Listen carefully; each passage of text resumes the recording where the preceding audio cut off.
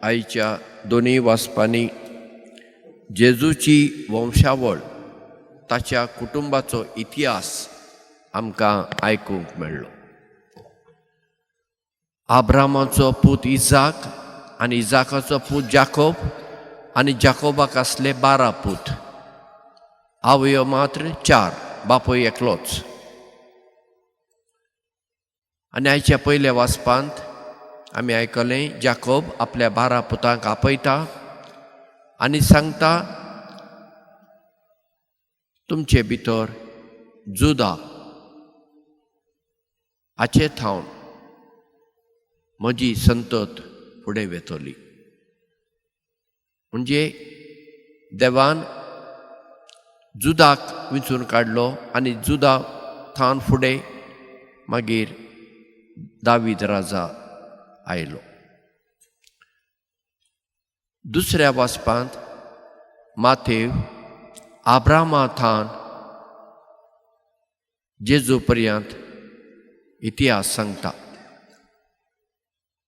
आनी माथेव हो इतिहास पोरण्या करारांतल्यान काडटा, तातूंत बदल करता आनी दिता.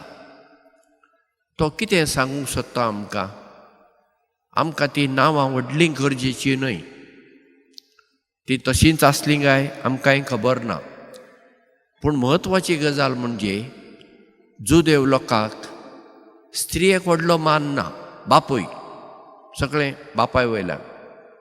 तशें आमकां पळय आमचें आल्कूज आडनांव कोणा थावन येता? बापाय थावन, आवय थावन न्हय चडशीं. तशें जुदेवांक आसलें. पूण ह्या वंशावळींत माथेव मारिया सोडून 4 अस्तुऱ्यांची खबर करता. ती चड म्हत्वाची.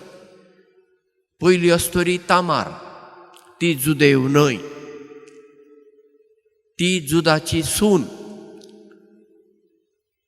पूण पयलो घरकार संपलो तिजो, परत ती जुदाच्या दुसऱ्या पुता कडेन काजार जाली, तोय संपलो, भुरगीं नात.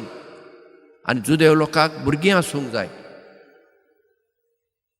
आनी जुदाचो तिसरो पूत आसलो, तो तिचे लागीं ताका काजार करून दिवंक भियेलो, कित्याक तोय मरोत म्हणून. तेन्ना ती आपणाक भुरगीं जावंक जाय म्हणून एक नायकीण कशी, कुडीचो धंदो करपी बायल कशी रस्त्या कुशीन तोंड बीन लिपोवन बसता. आनी जुदाक दिसता ती नायकीण. तांचो कुडीचो एकवट जालो आनी ताका पूत जल्मालो. म्हणजे जेजूच्या वंशावळींत एक नायकीण जाली. फुडें वेताना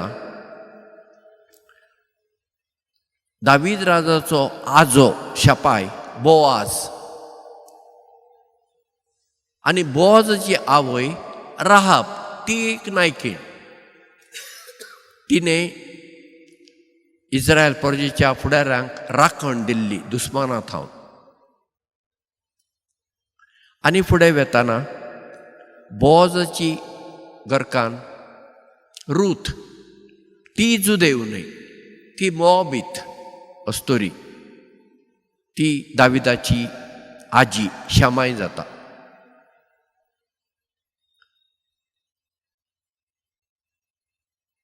आनी फुडें वेताना दाविदाचो पूत सालोमोन, तो कोणा थावन जल्मालो? ताचो सेनाधिपती आर्मी कमांडर युरिया, ताचे पत्नी थावन बेत्सेबा थावन दाविदान आपल्यो पत्नी आसतना तिका आपली पत्नी केली आनी ती जुदेव न्हय. अश्यो 4 अस्तुऱ्यो जुदेव न्हय त्यो जेजूच्या घराण्यांत वांटो घेतात. आनी निमाण येता ती मारिया, जेजूची आवय.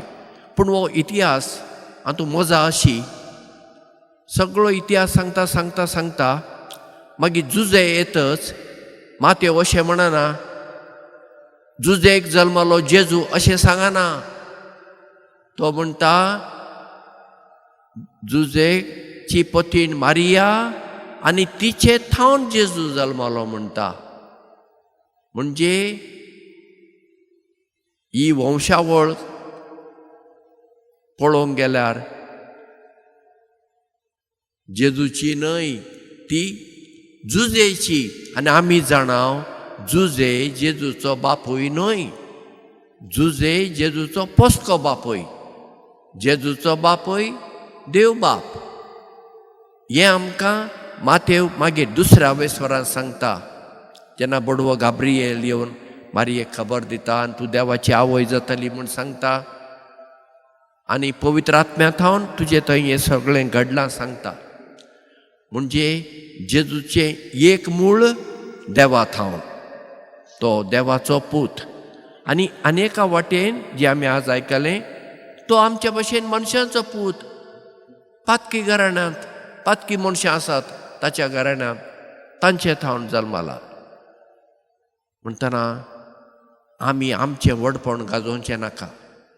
जायतेपणी जशें हांवें काल सांगलां, आमी आमचें व्हडपण गाजयता. आमी व्हडलीं ह्या गांवचीं, त्या घराण्यांतलीं, आनी कितें कितें सगळें पकोळ, अर्थ ना ताका. देवूच आमचो पातक्या मनशां मदें पातकी घराण्यांतल्यानूच जल्माला. आनी हें माथेव आमकां सांगूंक सोदता.